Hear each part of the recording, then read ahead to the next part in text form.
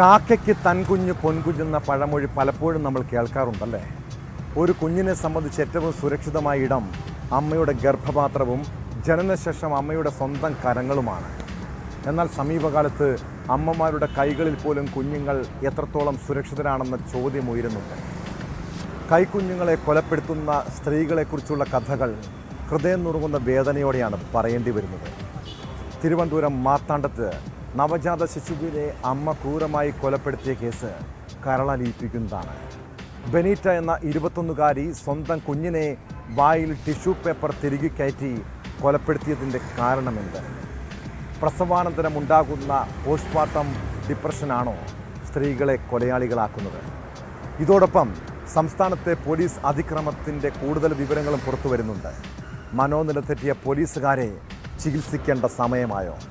വിശദമായി പരിശോധിക്കുകയാണ് police patrol. സ്വാഗതം.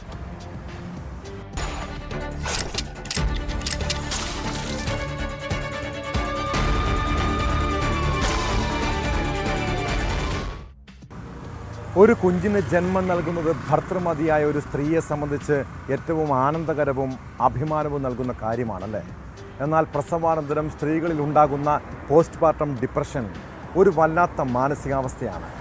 പ്രസവാനന്തരമുള്ള വേദനയും ഉറക്കമില്ലായ്മയും ദാമ്പത്യ പ്രശ്നങ്ങളും കുഞ്ഞുങ്ങളെ നോക്കുന്നതിലെ സമ്മർദ്ദവുമൊക്കെ യുവതികളുടെ മനോനില തെറ്റിക്കാം. ഒരുപക്ഷെ സ്വന്തം കുഞ്ഞിനെ കൊലപ്പെടുത്തണമെന്ന ചിന്ത വരെ അവരിലുണ്ടാകാം. തിരുവനന്തപുരം മാർത്താണ്ഡത്ത് ഭർത്താവ് തന്നേക്കാൾ സ്നേഹം കുട്ടിയോട് പ്രകടിപ്പിച്ചതിലെ പകയാണ് നവജാത ശിശുവിനെ 21കാരി കൊലപ്പെടുത്താനുള്ള കാരണം. മാർത്താണ്ഡം സ്വദേശിനി ബെനിറ്റയാണ് കുഞ്ഞിൻ്റെ വായിൽ ടിഷ്യൂ പേപ്പർ തിരുകി കയറ്റി കൊലപാതകം നടത്തിയത്. പോസ്റ്റ്മോർട്ടത്തിൽ ഡോക്ടർമാർക്ക് തോന്നിയ സംശയമാണ് സംഭവത്തിൻ്റെ ചുരുളഴിച്ചത്. കേസിൽ യുവതിയെ പോലീസ് അറസ്റ്റ് ചെയ്തു. പെൺകുഞ്ഞുണ്ടായതിൽ അമ്മായിയമ്മ പ്രകടിപ്പിച്ച നീരസവും കൊലപാതകത്തിന് കാരണമായതായി പറയുന്നുണ്ട്.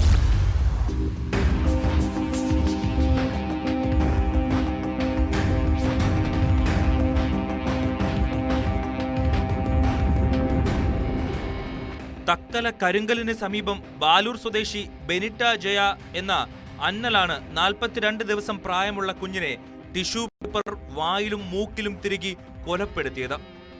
ദിണ്ടിഗലിൽ ഭർത്താവ് കാർത്തികിനോടൊപ്പം താമസിച്ചു വരികയായിരുന്നു ബെനിറ്റ. പ്രസവ ശുശ്രൂഷയുടെ ഭാഗമായാണ് സ്വന്തം നാടായ കരിങ്കല്ലിലെത്തിയത്. ദിണ്ടിഗലിൽ നിന്ന് കാർത്തിക് ഭാര്യയെയും കുഞ്ഞിനെയും കാണാൻ ഇന്നലെ പുലർച്ചെ വീട്ടിലെത്തിയപ്പോഴാണ് കുഞ്ഞ് അനങ്ങാതെ കിടക്കുന്നത് ശ്രദ്ധയിൽപ്പെട്ടത്. മുലപ്പാൽ തൊണ്ടയിൽ കുരുങ്ങിയതാണെന്നാണ് ബെനിറ്റ കാർത്തിക്കിനോട് പറഞ്ഞത്. ഉടനെ കുഞ്ഞിനെ ബാലൂരിലെ കുട്ടികളുടെ ആശുപത്രിയിൽ കൊണ്ടുപോയെങ്കിലും മരണം സ്ഥിരീകരിച്ചു. കുഞ്ഞിന്റെ മൃതദേഹം ആശാരിപ്പള്ളം മെഡിക്കൽ കോളേജ് ആശുപത്രിയിൽ പോസ്റ്റ്മോർട്ടം ചെയ്തപ്പോഴാണ് സംഭവത്തിന്റെ ചുരുളഴിയുന്നത്. കുഞ്ഞിന്റെ മൂക്കിലും വായിലും ടിഷ്യൂ പേപ്പറിന്റെ അംശങ്ങൾ കണ്ടതാണ് സംശയത്തിനിടയാക്കിയത്. കൊലപാതകമാകാമെന്ന് ഡോക്ടർമാർ സംശയം പ്രകടിപ്പിച്ചതിന്റെ അടിസ്ഥാനത്തിൽ പോലീസ് കേസെടുക്കുകയായിരുന്നു. പോസ്റ്റ്മോർട്ടം റിപ്പോർട്ട് ലഭ്യമായതിനെ തുടർന്ന് കുളച്ചൽ ASP സംഭവസ്ഥലത്തെത്തി അന്വേഷണം നടത്തി. ചോദ്യം ചെയ്യലിൽ അമ്മ ബെനീറ്റ കുറ്റം സമ്മതിച്ചു. കുഞ്ഞ് ജനിച്ചപ്പോൾ മുതൽ തനിക്കും ഭർത്താവിനുമിടയിൽ പ്രശ്നങ്ങൾ ഉടലെടുത്തുവെന്ന് ബെനീറ്റ പറഞ്ഞു. ഭർത്താവ് കുഞ്ഞിനോട് മാത്രം സ്നേഹം പ്രകടിപ്പിക്കുന്നത് തനിക്ക് അസഹ്യമായിരുന്നു. ഭർത്താവിന്റെ സ്നേഹം കുഞ്ഞിന് മാത്രമായി ലഭിക്കുന്നത് കടുത്ത അമർഷമുണ്ടാക്കിയെന്നും കുഞ്ഞിനോട് വിരോധം തോന്നിയെന്നും ബെനീറ്റ പറഞ്ഞു. കുറ്റസമ്മത മൊഴിയുടെ അടിസ്ഥാനത്തിൽ പോലീസ് ബെനീറ്റയുടെ അറസ്റ്റ് രേഖപ്പെടുത്തി. കോടതിയിൽ ഹാജരാക്കിയ ബെനീറ്റയെ 14 ദിവസത്തേക്ക് റിമാൻഡ് ചെയ്തു.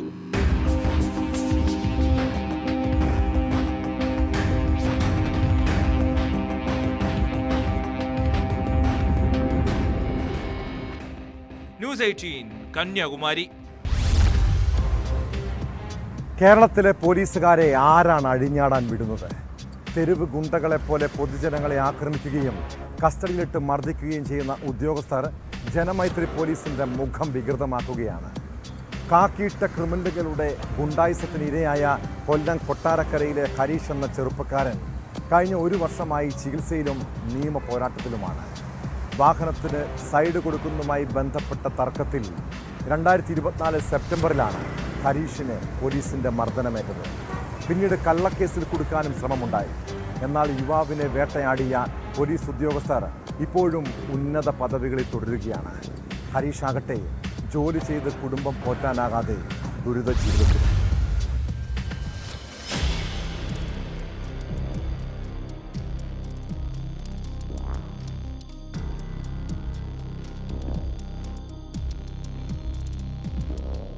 കുഞ്ഞുമായി ആശുപത്രിയിലേക്ക് പോകുമ്പോഴാണ് ഹരീഷിന്റെ ദുരിതങ്ങളുടെ തുടക്കം. കുട്ടിയെ ആശുപത്രിയിലെത്തിക്കാനുള്ള പരിഭ്രമത്തിൽ തിരക്കിട്ട് പോകുമ്പോൾ വാഹനത്തിന് സൈഡ് കൊടുക്കുന്നതുമായി ബന്ധപ്പെട്ട പോലീസ് ഉദ്യോഗസ്ഥനുമായി തർക്കമുണ്ടായി. തർക്കം കഴിഞ്ഞ് ഹരീഷ് ആശുപത്രിയിലേക്ക് പോയി. അന്ന് വൈകിട്ട് ഹരീഷ് ജോലി ചെയ്യുന്ന സ്ഥാപനത്തിൽ കൊട്ടാരക്കരയിലെ SIയുടെ നേതൃത്വത്തിലുള്ള പോലീസ് സംഘം സ്വകാര്യ വാഹനത്തിലെത്തി. ഹരീഷിനെ അവിടെ നിന്ന് കൂട്ടിക്കൊണ്ടുപോയി. തുടർന്ന് പല സ്ഥലങ്ങളിലെത്തിച്ച് മർദ്ദിച്ചു. സ്റ്റേഷനിൽ എത്തിച്ച ഹരീഷിന്റെ കാലിൽ ലാത്തി കൊണ്ട് പൊതിരെ തല്ലി. അന്ന് സംഭവിച്ചപ്പോൾ കഴിഞ്ഞ സെപ്റ്റംബർ 4-ാം തീയതിയാണ്. വൈകിട്ട് 5:05 ഞങ്ങൾ കുഞ്ഞിനോട് ഹോസ്പിറ്റലിൽ പോയപ്പോൾ ഒരാൾ വന്നു. അല്ലെങ്കിൽ ഒരു ആൾട്ടോ കാറില്ല, ഞാൻ എൻ്റെ 800 അവിടെ സൈഡില്ല വണ്ടിക്ക് വഴി കൊടുക്കാൻ. ഞാൻ പറഞ്ഞാൽ അയാൾക്ക് ഇച്ചിരി പുറകോട്ട് മാറ്റിയാൽ മതി.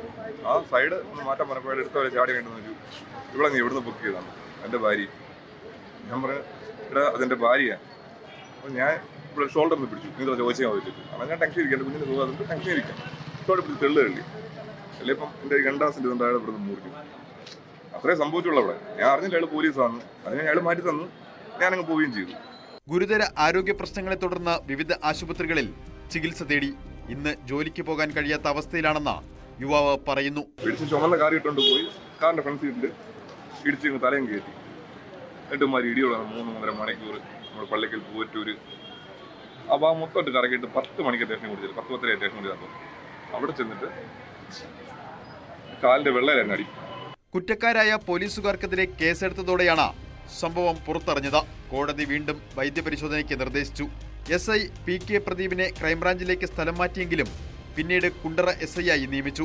കഴിഞ്ഞ ദിവസം കളക്ടർ ഉൾപ്പെടെയുള്ള ഉന്നത ഉദ്യോഗസ്ഥരെ നേരിട്ട് കണ്ട ഹരീഷ CCTV ദൃശ്യങ്ങൾക്കും അപേക്ഷ നൽകിയിട്ടുണ്ട്. തന്നെ ക്രൂരമായി മർദ്ദിച്ച പോലീസുകാർക്കെതിരെ കർശന നടപടി ഉണ്ടാകുന്നതുവരെ നിയമ പോരാട്ടം നടത്താനാണ് ഹരീഷിന്റെ തീരുമാനം.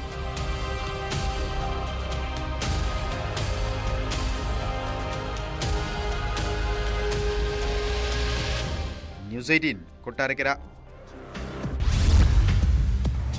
കൊലയാളികളോ ഭീകരരോ അല്ല, പിന്നെ എന്തിനാണ് അവരെ കറുത്ത മുഖംമൂടിയും വിലങ്ങമണിയിച്ച് കോടതിയിലെത്തിച്ചത്? വിദ്യാർത്ഥി രാഷ്ട്രീയ സംഘർഷത്തെ തുടർന്ന് പോലീസ് അറസ്റ്റ് ചെയ്ത KSU പ്രവർത്തകരെ മുഖംമൂടി ധരിപ്പിച്ചെത്തിച്ച സംഭവം വലിയ വിവാദമായിട്ടുണ്ട്.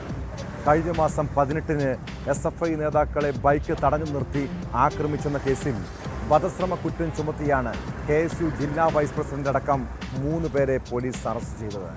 അതിനുശേഷമായിരുന്നു അസാധാരണമായ സംഭവം. കേസിൽ കുറ്റക്കാരായ പോലീസുകാർക്കെതിരെ നടപടി ആവശ്യപ്പെട്ട് വലിയ പ്രതിഷേധം ഉയരുന്നുണ്ട്.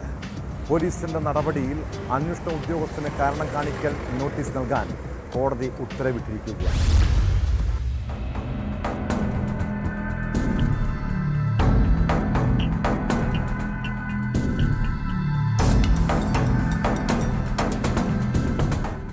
തൃശൂർ KSU ജില്ലാ വൈസ് പ്രസിഡന്റ് ഗണേഷ് ആറ്റൂർ ഉൾപ്പെടെയുള്ള 3 നേതാക്കളെ മുഖം മറച്ചും വിലങ്ങണിയിച്ചും കോടതിയിൽ ഹാജരാക്കിയ സംഭവം വലിയ വിവാദമായിരിക്കുകയാണ്.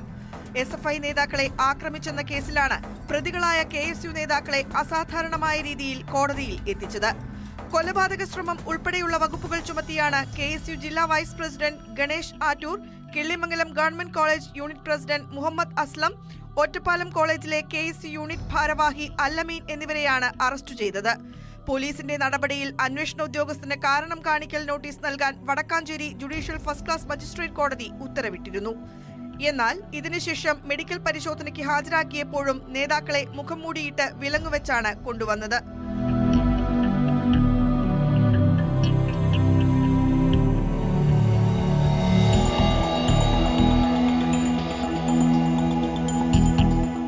പ്രതികളെ റിമാൻഡ് ചെയ്ത മജിസ്ട്രേറ്റ് നസീബ് A. അബ്ദുൾ റസാഖ് എന്തിനാണിവരെ മുഖം മറച്ച് വിലങ്ങണിയിച്ചു ഹാജരാക്കിയതെന്ന് ആരാഞ്ഞു.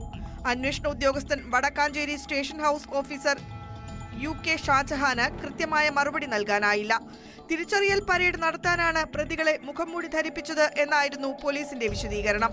എന്നാൽ പരാതിക്കാർ FIRൽ പേര് രേഖപ്പെടുത്തിയ അതേ പ്രതികളെ തന്നെയാണ് കോടതിയിൽ ഹാജരാക്കിയത്. തുടർന്നാണ് കാരണം കാണിക്കൽ നോട്ടീസ് കൊടുക്കാൻ പോലീസ് മേധാവികളോട് കോടതി ഉത്തരവിട്ടത്. പോലീസിന്റെ ഈ നടപടിയിൽ വലിയ പ്രതിഷേധം ഉയരുന്നുണ്ട്. വടക്കാഞ്ചേരി ടൗണിൽ KSU മാർച്ചിൽ സംഘർഷമുണ്ടായി. പോലീസ് ജലപീരങ്കി പ്രയോഗിച്ചു. വടക്കാഞ്ചേരി SHO ഷാജഹാന്റെ പട്ടാമ്പിയിലെ വസതിയിലേക്ക് നടന്ന യൂത്ത് കോൺഗ്രസ് മാർച്ചിലും സംഘർഷമുണ്ടായി.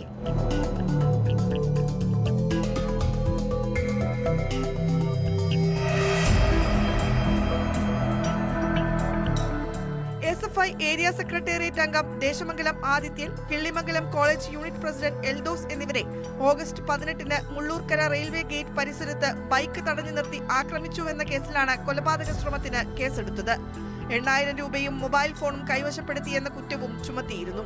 അറസ്റ്റിലായ ഗണേഷ് ആറ്റൂരിന്റെ വീട്ടിൽ കഴിഞ്ഞ ദിവസം പോലീസ് അർദ്ധരാത്രിയിൽ ചെന്ന് വീട്ടുകാരെ ഭീഷണിപ്പെടുത്തിയെന്നാരോപിച്ച് വടക്കാഞ്ചേരി പോലീസ് സ്റ്റേഷനിലേക്ക് KSU നടത്തിയ മാർച്ച് സംഘർഷത്തിൽ കലാശിച്ചിരുന്നു.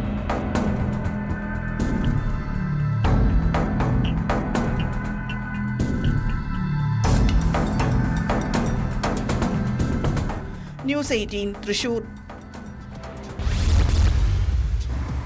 മകനെ സ്കൂളിൽ വിടാൻ ഭയമാണ്. സീനിയർ വിദ്യാർത്ഥികൾ പലതവണ അവനെ ആക്രമിച്ചിട്ടുണ്ട്. തൊടുപുഴ സർക്കാർ സ്കൂളിലെ +1 വിദ്യാർത്ഥിയുടെ അമ്മ മകൻ നേരിട്ട ക്രൂരതകളെക്കുറിച്ച് പൊട്ടിക്കരഞ്ഞുകൊണ്ടാണ് വിവരിച്ചത്. റാഗിങ്ങിൻ്റെ പേരിലായിരുന്നു മർദ്ദനവും ഭീഷണിയും. +1 വിദ്യാർത്ഥിയെ കഴിഞ്ഞ ദിവസമാണ് +2 പഠിക്കുന്നവർ സംഘം ചേർന്ന് മർദ്ദിച്ചത്. മുസ്ലിം ലീഗ് നേതാവിൻ്റെ മകനും MSF മേഖലാ പ്രസിഡന്റുമായ വിദ്യാർത്ഥിയുടെ നേതൃത്വത്തിലായിരുന്നു ആക്രമണം. സംഭവത്തിൽ 3 പേർക്കെതിരെ തൊടുപുഴ പോലീസ് കേസെടുത്തു. സംഭവവുമായി ബന്ധപ്പെട്ട് ഒരു വിദ്യാർത്ഥിയെ സസ്പെൻഡ് ചെയ്തതായി സ്കൂൾ പ്രിൻസിപ്പാൾ അറിയിച്ചു.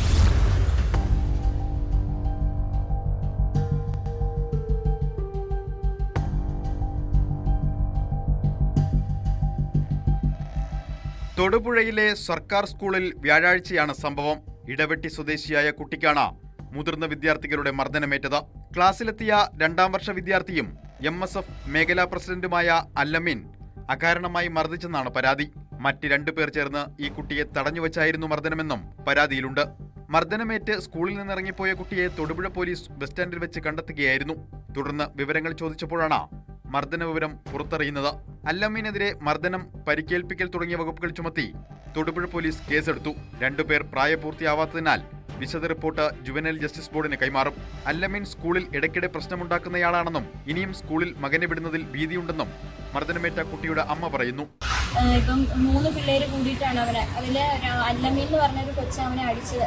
ഒരു സച്ചു, ഒരു ശിവപ്രസാദ് എന്ന് പറഞ്ഞ 2 പിള്ളേർ അവൻ്റെ കൈ ഇങ്ങനെ പിടിച്ചു എന്നാണ് പറയുന്നത്. ഇങ്ങനെ പിടിച്ചു നിർത്തിയിട്ട് കൊച്ചിൻ്റെ മുഖത്തിൻ്റെ അടിക്കുകയാണ് ചെയ്തത്. അപ്പോൾ ഈ കുട്ടിയുടെ പ്രവൃത്തി എന്ന് വെച്ചാൽ ഇത് സംഗീതത്തിന് മാത്രമല്ല, ഇതിന് മുമ്പും വേറെ പല പിള്ളേർക്കും ഇത് ഉണ്ടാവുന്നുണ്ട്. അവനൊരു സ്ഥിരമായിട്ടുള്ളൊരു പ്രശ്നക്കാരനായിട്ടാണ് സ്കൂൾ അധികൃതരും PTA പ്രസിഡന്റും അങ്ങനെ സ്കൂളിലെ ഏകദേശം ഒരു 95 ഞാൻ സംസാരിച്ച എല്ലാവരും ഒരു നദി പോലും ഇല്ല. കൊച്ചു സ്ഥിരം ഒരു പ്രശ്നക്കാരനായിട്ടാണ് പറയുന്നത്. വിദ്യാർത്ഥികൾ തമ്മിലുള്ള നിസ്സാര വഴക്കിന്റെ പേരിലാണ് മർദ്ദനമെന്നാണ് പോലീസ് പറയുന്നത്. സംഭവത്തെക്കുറിച്ച് ഔദ്യോഗികമായി പ്രതികരിക്കാൻ സ്കൂൾ അധികൃതർ തയ്യാറായിട്ടില്ല. അല്ലമീനെ 15 ദിവസത്തേക്ക് സ്കൂളിൽ നിന്ന് സസ്പെൻഡ് ചെയ്തിട്ടുണ്ട്. യൂത്ത് ലീഗ് നിയോജക മണ്ഡലം പ്രസിഡന്റിന്റെ മകനാണ് മർദ്ദനത്തിന് നേതൃത്വം നൽകിയ അല്ലമീൻ.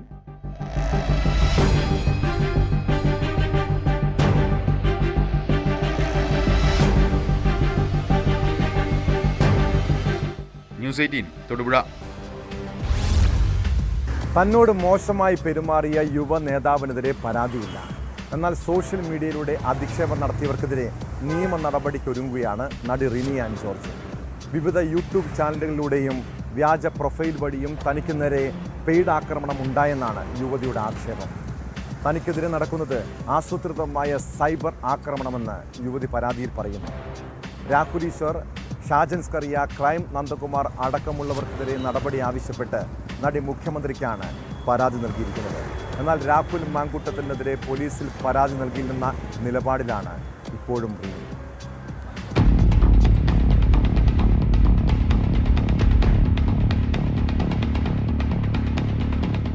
സൈബർ ആക്രമണങ്ങളിലും അപകീർത്തികരമായ പരാമർശങ്ങളിലും കേസെടുക്കണമെന്നാണ് പരാതിയിലെ ആവശ്യം. വിവിധ സമൂഹ മാധ്യമ അക്കൗണ്ടുകൾ, ഓൺലൈൻ യൂട്യൂബ് ചാനലുകൾ എന്നിവർക്കെതിരെയാണ് റിനിയുടെ പരാതി. രാഹുൽ ഈശ്വർ, ഷാജൻ സ്കറിയ, ക്രൈം നന്ദകുമാർ എന്നിവർക്കെതിരെയും പരാതിയുണ്ട്. മുഖ്യമന്ത്രിക്ക് പുറമെ Ernakulam rural SP, Munambam DYSP എന്നിവർക്കും പരാതി നൽകിയിട്ടുണ്ട്.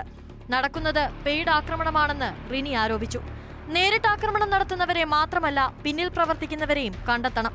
തന്നെ മാത്രമല്ല, തന്റെ പുരുഷ സുഹൃത്തുക്കളുടെ സ്വകാര്യതയും ബാധിക്കുന്നുവെന്നും റിനി പറഞ്ഞു. ഞാൻ സൈബർ ആക്രമണത്തിനെതിരെ പരാതി കൊടുത്തിട്ടുണ്ട്. അതായത് ഈ പ്രശ്നങ്ങൾ വന്നു തുടങ്ങിയപ്പോൾ മുതൽ ഈ സമയം വരെ നിരന്തരമായ സൈബർ അറ്റാക്കാണ് എനിക്ക് നേരെ ഉണ്ടായിക്കൊണ്ടിരിക്കുന്നത്. അത് ഞാൻ ഒരു കാര്യമായിട്ട് തന്നെ എടുത്തിട്ടില്ല. ഞാനത് പോസ്റ്റിൽ ഇടുകയും ചെയ്തിരുന്നു.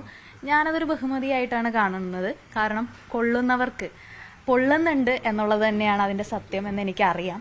പക്ഷെ ഞാൻ ഇപ്പോൾ പരാതി കൊടുക്കാൻ തീരുമാനിച്ചതിന് കാരണം എൻ്റെ സുഹൃത്തുക്കളും കുടുംബാംഗങ്ങളൊക്കെ പറഞ്ഞു, അതായത് ഇതിനെതിരെ ഒരു നടപടി സ്വീകരിക്കണം. കാരണം പ്രത്യേകിച്ചും ഇങ്ങനെ വേദനകൾ പുറത്തു പറയുന്ന ഇരകൾക്കെതിരെ നടക്കുന്ന സൈബർ അറ്റാക്ക്, അപ്പോൾ ഇരകൾക്ക് മൊഴി കൊടുക്കാനോ പരാതി കൊടുക്കാനോ ഒക്കെ ഭയം വരുന്ന ഒരു സാഹചര്യമുണ്ട്.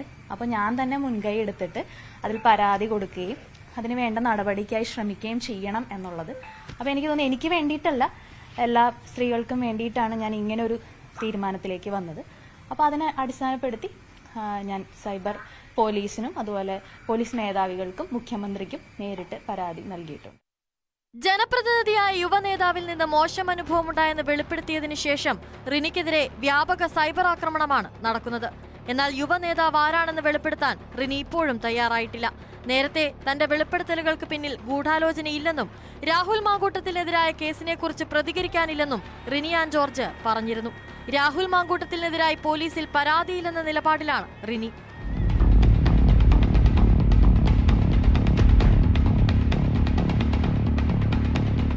ന്യൂസ് 18 കൊച്ചി. എല്ലാ നാട്ടിലും സാമൂഹ്യദ്രോഹികളായ കുറെ ചെറുപ്പക്കാരുണ്ടാകും. സ്ത്രീകളെ ശല്യം ചെയ്യുകയും സദാചാര പോലീസ് ചമഞ്ഞ് പ്രശ്നങ്ങൾ സൃഷ്ടിക്കുകയും ചെയ്യുന്നവർ.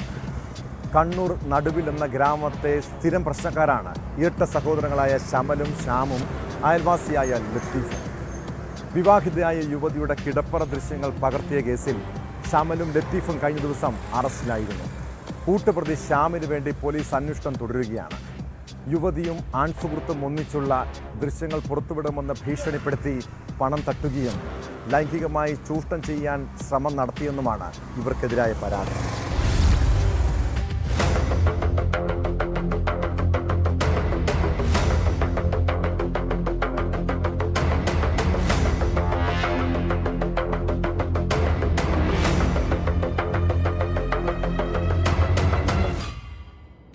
കണ്ണൂർ കുടിയാൻമലയിൽ വിവാഹിതയായ യുവതിയും മറ്റൊരാളുമായുള്ള സ്വകാര്യ രംഗം രഹസ്യമായി ചിത്രീകരിച്ച് ഭീഷണിപ്പെടുത്തി പണം തട്ടിയ 3 അംഗ സംഘത്തിൽ പിടിയിലായ 2 പേരെയാണ് കോടതി റിമാൻഡ് ചെയ്തത്.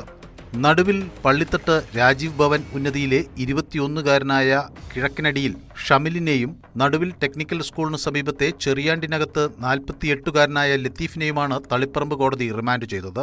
കഴിഞ്ഞ ഫെബ്രുവരിയിലായിരുന്നു കേസിനാസ്പദമായ സംഭവം. യുവതിയുടെ സുഹൃത്തായ ആലക്കോട് സ്വദേശി ഇടയ്ക്കിടെ യുവതിയുടെ വീട്ടിലെത്താറുണ്ടായിരുന്നു. ഇതു മനസ്സിലാക്കിയ ശ്യാമും ഷമലും ഒളിഞ്ഞിരുന്ന് കഴിഞ്ഞ ഫെബ്രുവരിയിൽ കിടപ്പറ ദൃശ്യങ്ങൾ പകർത്തുകയും വീഡിയോ കാണിച്ച് ഭീഷണിപ്പെടുത്തി യുവതിയിൽ നിന്ന് പണം ഈടാക്കുകയുമായിരുന്നു. വീണ്ടും ഭീഷണിപ്പെടുത്തി പണം ആവശ്യപ്പെട്ടു. ഇവർ റെക്കോർഡ് ചെയ്ത വീഡിയോ അയച്ചു കിട്ടിയ സുഹൃത്ത് ലത്തീഫ് ദൃശ്യം കാണിച്ച് യുവതിയോട് തനിക്ക് വഴങ്ങണമെന്നാവശ്യപ്പെട്ടു. കൂടാതെ പണം നൽകണമെന്നും ഇയാൾ ആവശ്യപ്പെട്ടു. തുടർന്ന് യുവതി കുടിയാൻമല പോലീസിൽ വിവരം അറിയിക്കുകയായിരുന്നു. കേസിലെ 1-ാം പ്രതിയും ഷമലിന്റെ സഹോദരനുമായ ശ്യാം മറ്റൊരു മർദ്ദനക്കേസിൽ നിലവിൽ കണ്ണൂർ സബ് ജയിലിൽ റിമാൻഡിലാണ്.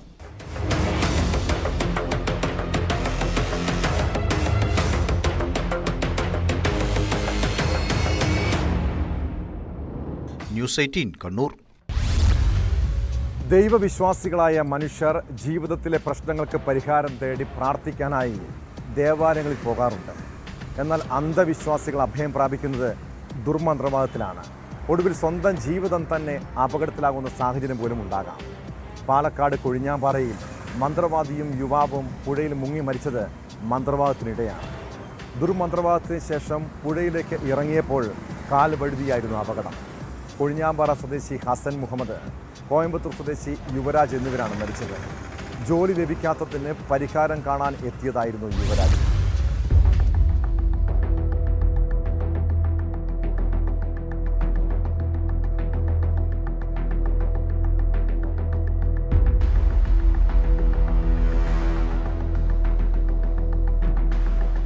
ഉച്ചയോടെയാണ് ദാരുണ സംഭവമുണ്ടായത്. കൊഴിഞ്ഞാമ്പാറ കുലക്കപ്പാറയിലെ പുഴയിലിറങ്ങിയ പാലക്കാട് കൊഴിഞ്ഞാമ്പാറ സ്വദേശി ഹസൻ മുഹമ്മദ്, കോയമ്പത്തൂർ സ്വദേശി യുവരാജ് എന്നിവരാണ് മരിച്ചത്. കൊഴിഞ്ഞാമ്പാറ പള്ളിത്തെരുവിലെ ഹസൻ മുഹമ്മദിന്റെ വീട്ടിലാണ് ദുർമന്ത്രവാദ ക്രിയകൾ നടന്നിരുന്നത്. പരിഹാരക്രിയയ്ക്ക് ശേഷം പുഴയിലിറങ്ങിയ ഹസൻ മുഹമ്മദും 18-കാരനായ യുവരാജും ഒഴുക്കിൽപ്പെടുകയായിരുന്നു. യുവരാജും അമ്മയും സഹോദരി ഭർത്താവും ഉൾപ്പെടെ 4 പേരാണ് കോയമ്പത്തൂരിൽ നിന്ന് ഹസൻ മുഹമ്മദിനെ കാണാനെത്തിയത്. മകന് ജോലി ലഭിക്കാത്തതിന് പരിഹാരം കാണണമെന്ന ആവശ്യവുമായി കഴിഞ്ഞയാഴ്ച എത്തിയ കുടുംബത്തോട് മന്ത്രവാദ കർമ്മങ്ങൾക്കായി എത്താൻ നിർദ്ദേശിക്കുകയായിരുന്നു. രാവിലെ 10:30 തുടങ്ങിയ പരിഹാരക്രിയകൾ ഉച്ചവരെ നീണ്ടു. പരിഹാരക്രിയകൾക്കൊടുവിൽ പുഴയിൽ മുങ്ങാനായി ഇറങ്ങിയപ്പോഴാണ് അപകടമുണ്ടായത്.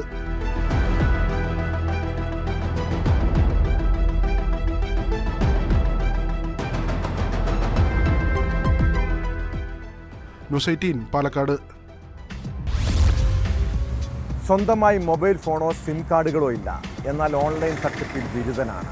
രാജ്യത്തെ തന്നെ ഏറ്റവും വലിയ സൈബർ തട്ടിപ്പ് സംഘത്തെ നിയന്ത്രിക്കുന്നത് എറണാകുളം അറക്കപ്പടി സ്വദേശി സൈനുൽ ആബിദാണ്. ഓൺലൈൻ ഷെയർ ട്രേഡിങ്ങിലൂടെ കണ്ണൂർ സ്വദേശിയായ ഡോക്ടറിൽ നിന്ന് 4.5 കോടിയോളം രൂപ തട്ടിയെടുത്ത കേസിൻ്റെ അന്വേഷണത്തിലാണ് ഇയാളെക്കുറിച്ചുള്ള വിവരങ്ങൾ പോലീസിന് ലഭിച്ചത്. സൈബർ തട്ടിപ്പുകൾക്ക് ആബിദ് ഉപയോഗിച്ചിരുന്നതെല്ലാം മറ്റുള്ളവരുടെ പേരിലെടുത്ത സിം കാർഡുകളും ATM കാർഡുകളുമെന്നാണ് കണ്ടെത്തൽ. ഡോക്ടറെ കബളിപ്പിച്ച് പണം തട്ടിയ കേസിൽ കഴിഞ്ഞ ദിവസമാണ് ആബിദിനെ പോലീസ് അറസ്റ്റ് ചെയ്തത്. മറ്റൊരു ഓൺലൈൻ തട്ടിപ്പ് കേസിൽ പിടിക്കപ്പെട്ട് ജയിലിലായ യുവാവ് 2 മാസം മുൻപാണ് ജാമ്യത്തിൽ പുറത്തിറങ്ങിയത്.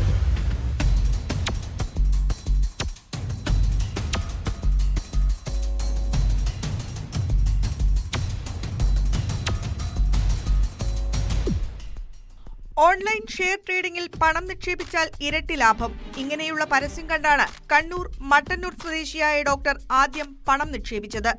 ഇതിനായി പ്രതികൾ ഉൾപ്പെടുന്ന വാട്സ്ആപ്പ് ഗ്രൂപ്പിലൂടെ ഡോക്ടറെ കൊണ്ട് ആപ്പ് സ്റ്റോക്ക് എന്ന കമ്പനിയുടെ വെൽത്ത് പ്രോഫിറ്റ് പ്ലാൻ സ്കീമിൽ വൻ ലാഭം കിട്ടുമെന്ന് വിശ്വസിപ്പിച്ച് പലതവണയായി 4,43,20,000 രൂപ നിക്ഷേപിപ്പിച്ചു. ആദ്യം ചെറിയ സംഖ്യയാണ് ഡോക്ടർ നിക്ഷേപിച്ചത്. ഇതിന്റെ ലാഭം ഓൺലൈനിലൂടെ പെരുപ്പിച്ചുകാട്ടി കൂടുതൽ തുക നിക്ഷേപിപ്പിച്ചു. പലതവണയായി 18 അക്കൗണ്ടുകളിലേക്കാണ് ഡോക്ടർ പണം കൈമാറിയത്. ഉടൻ തന്നെ ഈ പണമെല്ലാം തട്ടിപ്പ് സംഘം മറ്റ് അക്കൗണ്ടുകളിലേക്ക് മാറ്റുന്നുണ്ടായിരുന്നു. പണം പെരുകുന്നത് കണ്ട് സുഹൃത്തുക്കളിൽ നിന്ന് പണം വാങ്ങി ഡോക്ടർ കൂടുതൽ നിക്ഷേപം നടത്തി. നിക്ഷേപം 4,43,20,000 രൂപയായപ്പോൾ ലാഭം ഇരട്ടിയായെന്ന് തെറ്റിദ്ധരിപ്പിച്ചു. തുക പിൻവലിക്കണമെന്നാവശ്യപ്പെട്ടപ്പോൾ തട്ടിപ്പ് സംഘം മുങ്ങി. ഈ വാട്സ്ആപ്പ് ഗ്രൂപ്പും വെൽത്ത് പ്രോഫിറ്റ് പ്ലാനും ഇല്ലാതായി. താൻ തട്ടിപ്പിന് ഇരയായെന്ന് ബോധ്യപ്പെട്ട ഡോക്ടർ കഴിഞ്ഞ ജൂൺ 25-നാണ് തട്ടിപ്പ് സംബന്ധിച്ച് സൈബർ പോലീസിൽ പരാതി നൽകിയത്. ആ കേസിന്റെ അന്വേഷണത്തിലാണ് മലയാളികൾ ഉൾപ്പെടുന്ന സംഘം പിടിയിലായത്.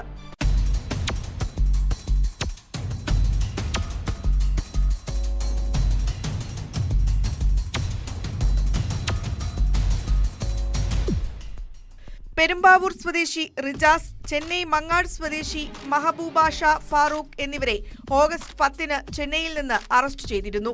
ചെന്നൈ സ്വദേശിയായ സെന്തിൽ കുമാർ എന്നയാളുടെ അക്കൗണ്ടിൽ വന്ന 44 ലക്ഷം രൂപ ATM വഴിയും ഓൺലൈൻ ഇടപാട് വഴിയും കൈകാര്യം ചെയ്തിരുന്നത് ഇവരായിരുന്നു. ഡോക്ടറുടെ പണം കൈമാറിയ 18 അക്കൗണ്ടുകളിൽ ഒന്നായിരുന്നു സെന്തിൽ കുമാറിന്റേത്. സെന്തിലിന്റെ പേരിലെടുത്ത ബാങ്ക് അക്കൗണ്ട്, ATM കാർഡ് എന്നിവയെല്ലാം മെഹബൂബ ഷാ, റിജാസ് എന്നിവർ വഴി സൈനുൽ ആബിദീൻ കൈവശപ്പെടുത്തി. ഇതുപോലെയുള്ള ഒട്ടേറെ അക്കൗണ്ട് നമ്പറുകൾ പ്രതി ഇടപാടുകൾക്കായി ഉപയോഗിച്ചിരുന്നുവെന്ന് പോലീസ് കണ്ടെത്തി. ഡോക്ടർ പണം നിക്ഷേപിച്ച സെന്തിലിന്റെ അക്കൗണ്ട് വിവരം തേടിയപ്പോഴാണ് അന്വേഷണം റിജാസിനും ഭാഷയിലും എത്തിയത്. റിജാസും ഭാഷയുമാണ് തന്നെ കൊണ്ട് അക്കൗണ്ട് എടുപ്പിച്ചതെന്നും പാസ്ബുക്കും ATM കാർഡും അവർ കൈക്കലാക്കിയെന്നും സെന്തിൽ പോലീസിനോട് പറഞ്ഞിരുന്നു. ഇവരിൽ നിന്നാണ് അന്വേഷണം മുഖ്യപ്രതി എറണാകുളം അറക്കപ്പടി സ്വദേശി സൈനുൽ ആബിദീനിൽ എത്തിയത്. ഫോൺ ഉപയോഗിക്കാത്ത പ്രതിയെ പിടികൂടാൻ പോലീസ് പലതവണ സ്ഥലത്തെത്തിയിരുന്നെങ്കിലും കണ്ടെത്താനായില്ല. ഓഗസ്റ്റ് 20 വരെ മറ്റൊരാളുടെ സിം കാർഡ് ഉപയോഗിച്ച് ഫോൺ ചെയ്തിരുന്നു. സൈനുൽ ആബിദീൻ സ്ഥലത്തെത്തിയപ്പോൾ നാട്ടിൽ നിന്ന് വിവരം ലഭിച്ചതനുസരിച്ച് പോലീസ് എത്തി പിടികൂടുകയായിരുന്നു. ആബിദിന്റെ പേരിൽ വിശാഖപട്ടണത്ത് ഒരു കേസുണ്ട്. കണ്ണൂരിൽ തന്നെയുള്ള മറ്റൊരു ഓൺലൈൻ തട്ടിപ്പ് കേസിൽ റിമാൻഡിലായിരുന്ന ആബിദ് ജൂലൈയിലാണ് ജാമ്യത്തിലിറങ്ങി കടന്നുകളഞ്ഞത്.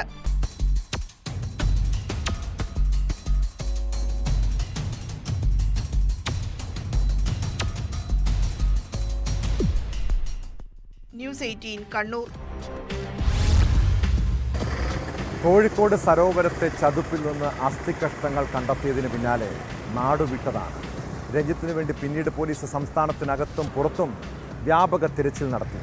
മൊബൈൽ ടവർ ലൊക്കേഷൻ കേന്ദ്രീകരിച്ചുള്ള അന്വേഷണമെത്തിയത് തെലുങ്കാനയിലെ കമ്മത്ത്. പോലീസിനെ കണ്ടപാടെ രഞ്ജിത്ത് അവിടെ നിന്ന് ഓടി രക്ഷപ്പെടാൻ ശ്രമിച്ചു. പിന്നീട് സാഹസികമായാണ് പ്രതിയെ പിടികൂടിയത്. വെസ്റ്റ് ഹിൽ സ്വദേശി വിജിലിനെ സരോവരം തണ്ണീർത്തടത്തിൽ കെട്ടിത്താഴ്ത്തിയ കേസിലെ 2ാം പ്രതിയാണ് കോഴിക്കോട് പെരിങ്ങളം സ്വദേശി രഞ്ജിത്ത്. ഇയാളുടെ സുഹൃത്തുക്കളായ നിഖിൽ, ദീപേഷ് എന്നിവരെ പോലീസ് നേരത്തെ അറസ്റ്റ് ചെയ്തിരുന്നു. കേസിലെ 3 പ്രതികളും പിടിയിലായെങ്കിലും വിജിലിൻ്റെ മരണകാരണം ഇപ്പോഴും അവ്യക്തമാണ്.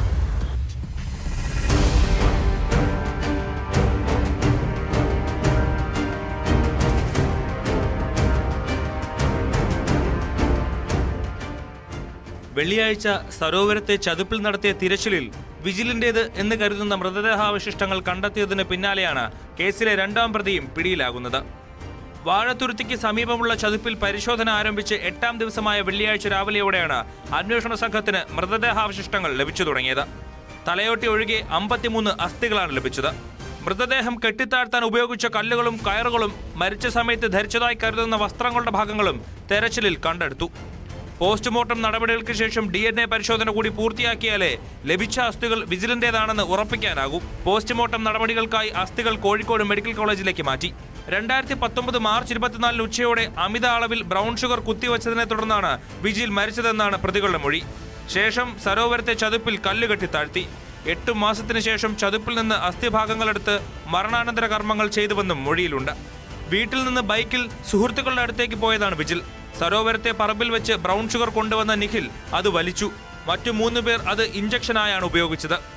ഏറെ നേരം കഴിഞ്ഞിട്ടും വിജിൽ ഉണർന്നില്ല. അവിടെ തന്നെ കിടത്തി മറ്റുള്ളവർ പോയി. രാത്രി തിരിച്ചു വന്നപ്പോഴും അതേപോലെ കിടക്കുന്നത് കണ്ടതോടെ മരിച്ചെന്ന് കൂട്ടുകാർക്ക് വ്യക്തമായി. കുറ്റിക്കാട്ടിലേക്ക് മൃതദേഹം മാറ്റിക്കിടത്തിയ ശേഷം വിജിലിന്റെ ബൈക്കും മൊബൈലും എടുത്ത് കോഴിക്കോട് റെയിൽവേ സ്റ്റേഷൻ പാർക്കിംഗ് ഏരിയയിൽ വെച്ചു.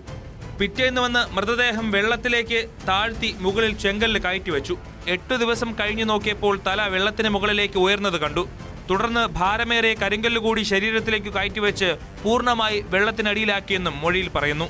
കേസിൽ വാഴാത്തിരുത്തി, കുളങ്ങരക്കണ്ടി മീത്തൽ KK നിഖിൽ, വേങ്ങേരി, തടമ്പാട്ടുതാഴം, ചെന്നിയാമ്പൊയിൽ ദീപേഷ് എന്നീ പ്രതികൾ നേരത്തെ പിടിയിലായിരുന്നു. രണ്ടാം പ്രതി കോഴിക്കോട് പെരിങ്ങളം സ്വദേശി രഞ്ജിത്ത് സംസ്ഥാനത്തിന് പുറത്തേക്ക് കടന്നതായി അന്വേഷണ സംഘത്തിന് വിവരം ലഭിച്ചിരുന്നു. തുടർന്ന് നടത്തിയ അന്വേഷണത്തിലാണ് ഇയാൾ ആന്ധ്രയിലുണ്ടെന്ന് വ്യക്തമായത്. ഒടുവിൽ ആന്ധ്രയിലെത്തിയ പോലീസ് സംഘം ഇയാളെ പിടികൂടുകയായിരുന്നു.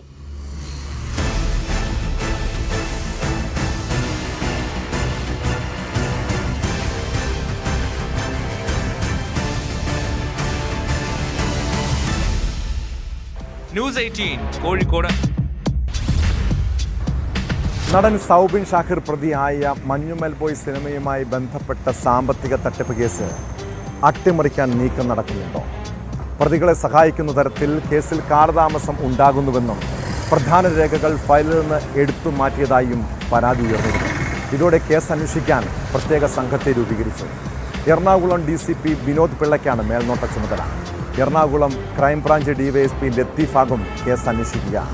പരാതിക്കാരനായ സിറാജ് വലിയതൂർ DGPക്ക് നൽകിയ പരാതിയെ തുടർന്നാണ് നടപടി.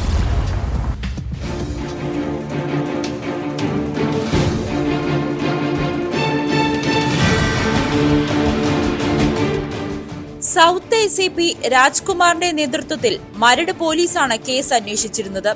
എന്നാൽ അന്വേഷണത്തിൽ വിശ്വാസ്യതയില്ലെന്നും കേസ് അട്ടിമറിക്കാൻ സാധ്യതയുണ്ടെന്നും ആരോപിച്ച പരാതിക്കാരൻ സിറാജ് വലിയതുറ DGPക്ക് പരാതി നൽകിയിരുന്നു.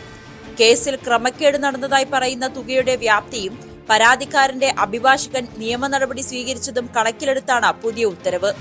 പ്രതികളെ സഹായിക്കുന്ന തരത്തിൽ കേസിൽ കാലതാമസം ഉണ്ടാകുന്നുവെന്നും ബാങ്ക് ഇടപാടുകളുടെ പ്രധാന രേഖകൾ ഫയലിൽ നിന്നും എടുത്തുമാറ്റിയതായും പരാതി ഉയർന്നിരുന്നു.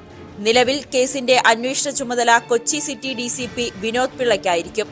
7 കോടി രൂപയുടെ തട്ടിപ്പായതിനാൽ ക്രൈംബ്രാഞ്ച് DYSPയാണ് കേസ് അന്വേഷിക്കുക. 2 ACPമാരും സംഘത്തിലുണ്ട്. സൗബിനെ ക്രൈംബ്രാഞ്ചും ചോദ്യം ചെയ്യും. സൗബിനെയും സഹനിർമ്മാതാക്കളായ പിതാവ് ബാബു ഷാഹിർ, ഷോൺ ആന്റണി എന്നിവരെയും മരട് പോലീസ് 2 ദിവസം ചോദ്യം ചെയ്ത് വിട്ടയച്ചിരുന്നു. പ്രതികൾക്ക് ഹൈക്കോടതി മുൻകൂർ ജാമ്യവും നൽകിയിട്ടുണ്ട്. അതിനിടെ അവാർഡ് നൈറ്റിൽ പങ്കെടുക്കാൻ ദുബായിൽ പോകാൻ ജാമ്യവ്യവസ്ഥയിൽ ഇളവ് ആവശ്യപ്പെട്ട സൗബിന്റെ ഹർജി ഹൈക്കോടതി തള്ളിയിരുന്നു.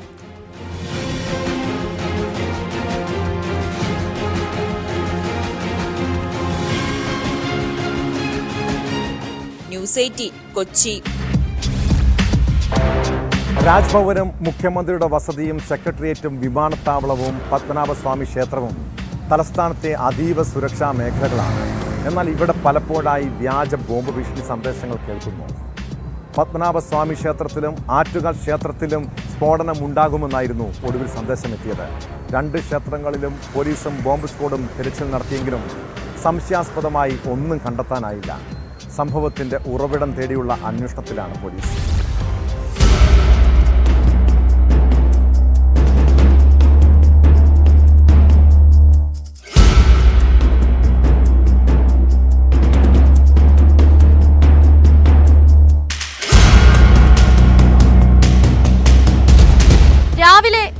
പത്മനാഭസ്വാമി ക്ഷേത്രത്തിലാണ് ഇമെയിൽ വഴി ഭീഷണി സന്ദേശം എത്തിയത്. 2 ക്ഷേത്രങ്ങളിലും ബോംബ് വെച്ചിട്ടുണ്ടെന്നും വൈകിട്ടോടെ സ്ഫോടനമുണ്ടാകുമെന്നുമായിരുന്നു സന്ദേശം. സന്ദേശത്തെ തുടർന്ന് 2 ക്ഷേത്രങ്ങളിലും പോലീസും ബോംബ് സ്ക്വാഡും പരിശോധന നടത്തിയെങ്കിലും സംശയാസ്പദമായി ഒന്നും കണ്ടെത്താനായില്ല. വ്യാജ സന്ദേശമാണെന്ന് പോലീസ് പിന്നീട് സ്ഥിരീകരിച്ചു. കഴിഞ്ഞ ദിവസങ്ങളിൽ തിരുവനന്തപുരത്ത് വിവിധയിടങ്ങളിൽ ഭീഷണി സന്ദേശങ്ങൾ എത്തിയിരുന്നു. വിവിധ സർക്കാർ സ്ഥാപനങ്ങൾക്കും കോടതികൾക്കും ബോംബ് വച്ചിട്ടുണ്ടെന്നായിരുന്നു സന്ദേശം. Cliff house, secretariat, Raj Bhavan, Vanchiyoor കോടതി, തിരുവനന്തപുരം സെൻട്രൽ റെയിൽവേ സ്റ്റേഷൻ തുടങ്ങിയ സ്ഥാപനങ്ങൾക്കാണ് വിവിധ ദിവസങ്ങളിൽ ഭീഷണി സന്ദേശങ്ങൾ ലഭിച്ചത്. സമാന സ്വഭാവത്തിലുള്ള ഭീഷണി സന്ദേശമാണ് ഇത്തവണയും ലഭിച്ചത്. മുൻപ് വന്ന സന്ദേശങ്ങളെല്ലാം ഡാർക്ക് നെറ്റ് വഴി അയച്ചതായിരുന്നുവെന്ന് കണ്ടെത്തിയിട്ടുണ്ട്. വ്യാജ സന്ദേശങ്ങൾക്ക് പിന്നിലുള്ളവർക്കായി അന്വേഷണം തുടരുന്നുണ്ടെങ്കിലും ഇതുവരെ സൂചനകൾ ലഭ്യമായിട്ടില്ല. അതിനിടെ ശനിയാഴ്ച ഡൽഹിയിലെ താജ് പാലസ് ഹോട്ടലിന് നേരെയും ബോംബ് ഭീഷണിയുണ്ടായി. സന്ദേശം ലഭിച്ചതിന് പിന്നാലെ പോലീസും ബോംബ് സ്ക്വാഡും ഹോട്ടലിൽ പരിശോധന നടത്തിയെങ്കിലും ഒന്നും കണ്ടെത്താനായില്ല. സന്ദേശം വ്യാജമാണെന്ന് ഡൽഹി പോലീസും പിന്നീട് സ്ഥിരീകരിച്ചു.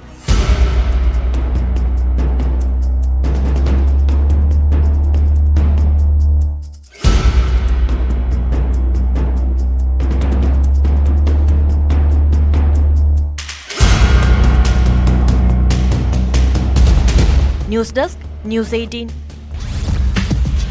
പാലക്കാട് ജില്ല കേന്ദ്രീകരിച്ച് സമീപ ദിവസങ്ങളിൽ ചില അപകടങ്ങളും പൊട്ടിത്തെറികളും ഉണ്ടാകുന്നുണ്ട്. ഒരു വീട്ടിലും സ്കൂൾ പരിസരത്തുമുണ്ടായ സ്ഫോടനങ്ങൾ വലിയ ആശങ്ക സൃഷ്ടിച്ചതാണ്. പിന്നാലെ പോലീസ് പരിശോധനകൾ ശക്തമാക്കിയിട്ടുണ്ട്. മണ്ണാർക്കാട് ആനമൂളി ചെക്ക് പോസ്റ്റിൽ ഓട്ടോറിക്ഷയിൽ കടത്തുകയായിരുന്ന സ്ഫോടക വസ്തു ശേഖരം പിടികൂടി. മണ്ണാർക്കാട് നിന്ന് അട്ടപ്പാടി പുതൂരിലേക്ക് കടത്താൻ ശ്രമിച്ച ജലാറ്റിൻ സ്റ്റിക്കുകളും ഡിറ്റനേറ്ററുകളുമാണ് പിടികൂടിയത്. ഓട്ടോറിക്ഷയിൽ ഉണ്ടായിരുന്ന യുവാവിനെ അറസ്റ്റ് ചെയ്തു.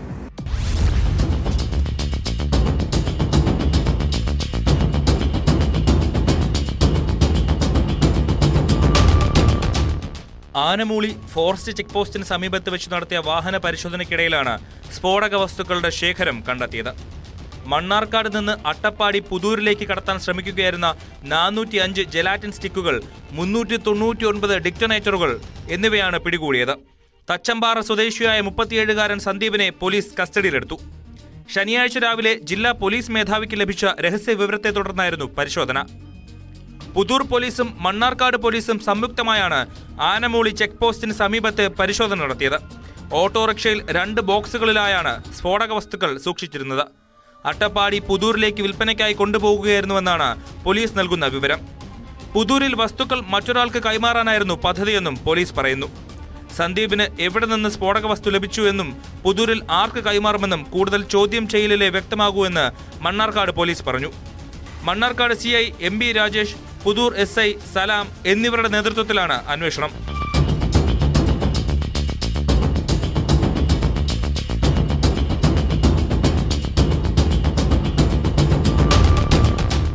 ന്യൂസ് 18 പാലക്കാട്.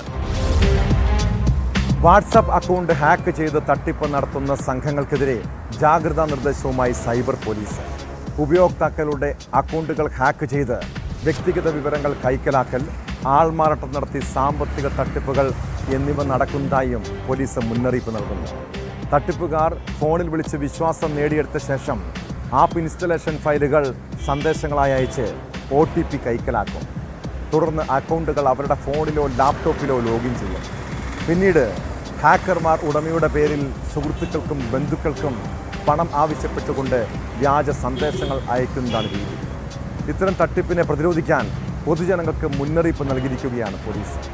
ഫോണിൽ വരുന്ന OTPകൾ പങ്കുവെക്കരുതെന്നും അജ്ഞാതമായ ലിങ്കുകളോ ഇൻസ്റ്റലേഷൻ ഫയലുകളോ തുറക്കരുതെന്നും സംശയാസ്പദമായി തോന്നുന്ന സന്ദേശങ്ങൾക്ക് മറുപടി നൽകരുതെന്നുമാണ് പോലീസിൻ്റെ നിർദ്ദേശം.